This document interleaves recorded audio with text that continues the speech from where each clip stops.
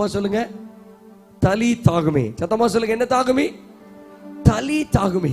இப்ப 12 வயசுல இயேசு கிறிஸ்துவின் மேல விழுந்த ஷாலை தூக்கிட்டு 12 சீஷர்களோட 12 வருஷமா பெரும்பாடுள்ள சுகமாக்கி 12 வருஷம் நல்லா இருந்து மரித்து போனவளை தேடி போகும்போது இப்ப அந்த பொண்ணு மரித்து கிடக்குது. அந்த பொண்ணு மரித்து கிடக்கும் போது ஊர்க்காரங்க எல்லாம் அழுகிறாங்க. ஐயோ, என் மகள் மரித்து போயிட்டா, என் மகளுக்கு ஜீவன் இல்லை அப்படின்னு ஊரே அழுதுட்டு இருக்கிறாங்க. இப்ப இயேசு என்ன செய்யறாரு? அழுதுட்டு இருக்கிற எவீருவின் மகள் வீட்டுக்கு போறாரு. எவீருவின் மகள் வீட்டுக்கு போனா அவள் உயிரோடு இல்லை. இப்ப எப்படி இருக்கிறா? மரித்த அறமையில் இருக்கிறா. இப்ப அவளுக்கு என்ன இல்லை? ஜீவன் இல்லை. இப்ப இயேசு உள்ள போய் என்ன வார்த்தை சொன்னாரு? தலி தாகுமே. தலித் அப்படின்னா அவர் மேல் இருக்கிற அதிகாரத்தின் ஜெபஷால்.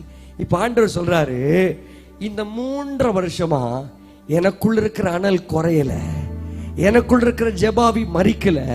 மரித்து போயிருக்கிற அந்த பிள்ளையினுடைய கையை பிடித்து தலி தாகுமினா அவர் என்ன செய்தார்னா, இந்த 613 முடிச்சுகள் நிறைந்த இந்த ஜெப அதிகார ஷால் ஆகிய தலித்த அவளுடைய கையில வைத்து சொல்றாரு, தலி தாகுமி அப்படின்னா இன்னைக்கு நீ மரித்து இருக்கலாம், நீ மரித்தது உண்மைதான், ஊரறிய அது சாட்சி பெற்றிருக்கிற சம்பவம் தான்.